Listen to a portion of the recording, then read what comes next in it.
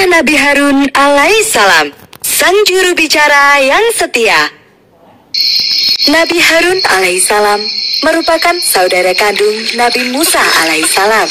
Dia lahir sebelum Fir'aun mengeluarkan perintah untuk membunuh semua bayi laki-laki dari kaum Bani Israel. Sedangkan Nabi Musa lahir tepat saat perintah itu dikeluarkan. Untuk menyelamatkan nyawanya, dia terpaksa dihanyutkan di Sungai Nil hingga akhirnya ditemukan oleh istri Fir'aun. Mereka berdua pun terpisah dan tidak tumbuh bersama. Nabi Harun tumbuh di tengah-tengah keluarga yang soleh. Sejak kecil, dia mendapatkan ajaran agama yang benar dan membuatnya tumbuh menjadi pribadi yang baik hati, pemaaf, ramah, dan suka menolong orang lain. Salah satu kelebihan lain dari Nabi Harun adalah dia sangat pandai bicara. Bahasa yang digunakan selalu tepat, sehingga orang yang mendengarnya akan merasa senang.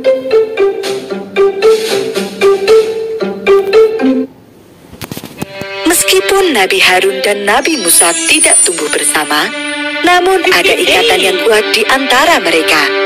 Hal ini terbukti ketika mereka bertemu saat keduanya sudah sama-sama dewasa. Saat itu, Nabi Musa baru saja datang dari Madian bersama istrinya. Nabi Musa menceritakan tentang kenabiannya dan meminta Nabi Harun untuk membantunya menjadi juru bicara dalam setiap dakwahnya.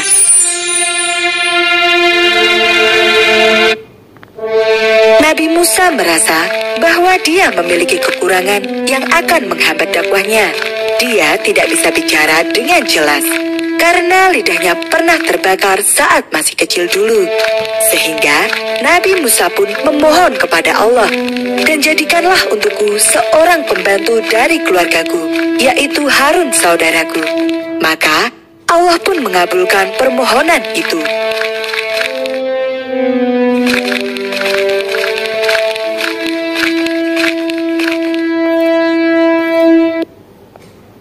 Nabi Harun alaihissalam diangkat sebagai utusan Allah dan mengemban tugas bersama-sama dengan Nabi Musa alaihissalam.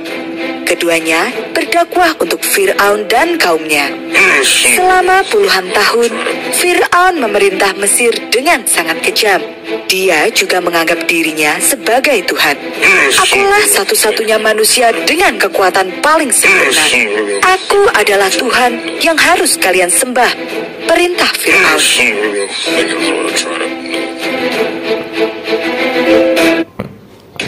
Ketika Nabi Musa dan Nabi Harun menyerukan agar menyembah hanya kepada Allah, Fir'aun marah besar dan meminta agar mereka berdua ditangkap.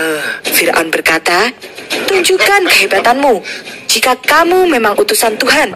Lalu, Fir'aun memerintahkan para penyihir kerajaan untuk menunjukkan kehebatan mereka. Para penyihir itu melemparkan seutas tali yang kemudian berubah menjadi ular-ular kecil.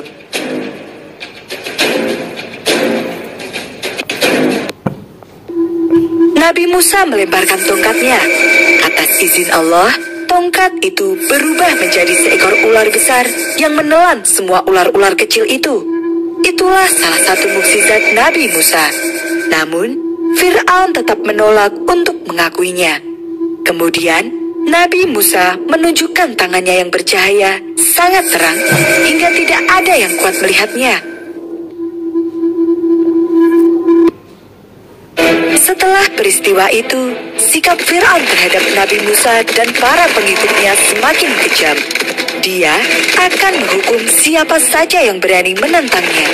Sungguh perjuangan yang sangat berat untuk Nabi Musa dan Nabi Harun. Hingga suatu hari, Fir'aun memimpin sendiri pasukannya untuk menangkap Nabi Musa.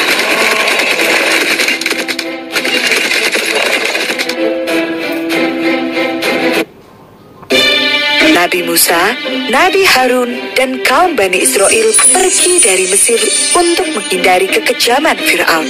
Mereka harus berjalan sangat jauh. Tujuan mereka adalah Baitul Maqdis. Namun, langkah mereka terhenti di tepi Laut Merah. Bagaimana kita bisa menyeberangi lautan? Sedangkan kita tidak punya perahu sama sekali, kata kaum Bani Israel.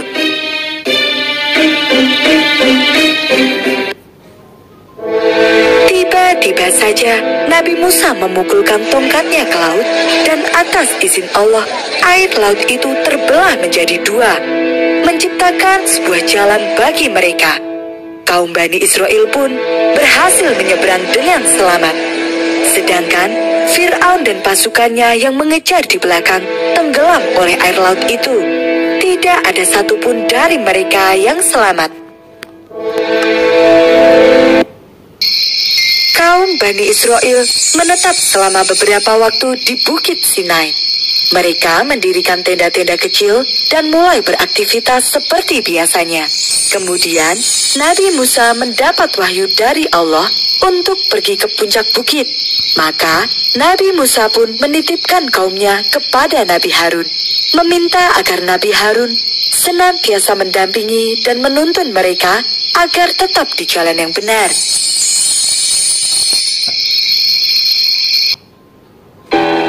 Kepergian Nabi Musa yang mendadak membuat kaum Bani Israel gelisah. Kapan Nabi Musa akan kembali? Tanya salah satu kaum Bani Israel. Bagaimana jika dia meninggalkan kita dan tidak kembali lagi? Sahut yang lainnya. Dan mengapa kita harus mengikuti perintah Harun? Sebagian kaum Nabi Israel merasa iri pada Nabi Harun yang menjadi orang kepercayaan Nabi Musa.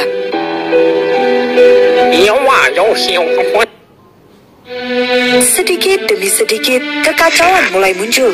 Mereka yang tidak mengakui kepemimpinan Nabi Harun menolak untuk patuh.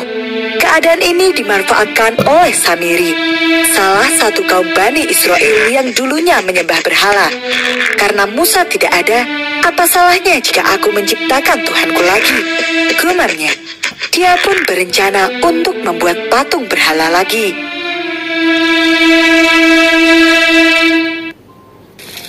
Secara diam-diam, Samiri mulai menghasut kaum Bani Israel satu persatu. Musa telah meninggalkan kalian. Lalu, buat apa lagi kalian percaya padanya? Pujuk Samiri. Kita ciptakan lagi Tuhan yang tidak akan meninggalkan kita. Bagaimana kita akan menciptakannya? Tanya mereka. Aku adalah ahli sihir terhebat. Kumpulkan semua emas milik kalian dan serahkan kepadaku. Perintah Samiri. Samiri memang pandai dalam mengolah besi dan emas. Dia mencairkan semua emas itu dalam api yang panas. Lalu, dia sulap menjadi sebuah patung sapi yang sangat memukau. Dia juga menambahkan trik cerdas yang membuat patung itu seolah bersuara jika tertiup angin. Begitulah bunyi patung itu setiap kali angin bertiup.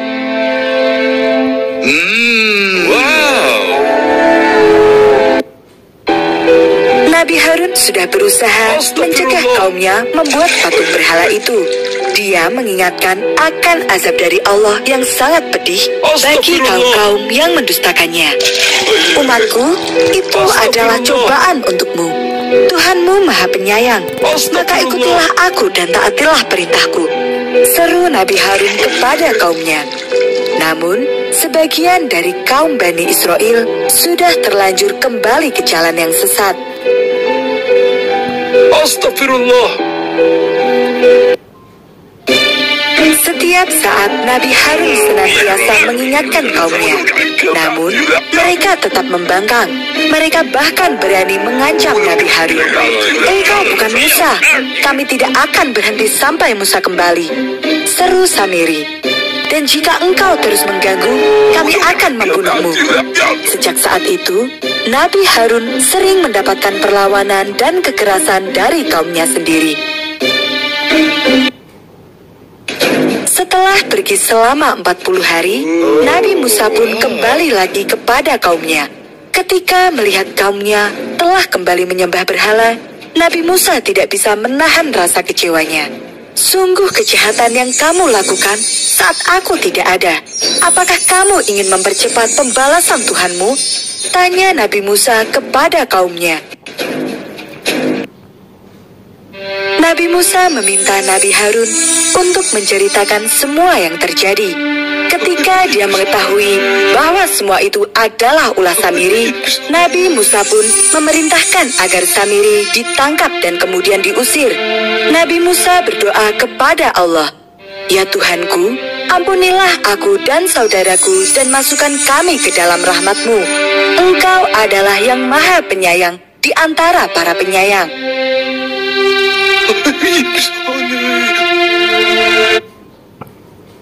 Selanjutnya, Nabi Musa dan Nabi Harun pun menghancurkan seluruh patung yang ada, hingga tak tersisa satu pun. Nabi Harun terus berdakwah dan berjuang di sisi Nabi Musa.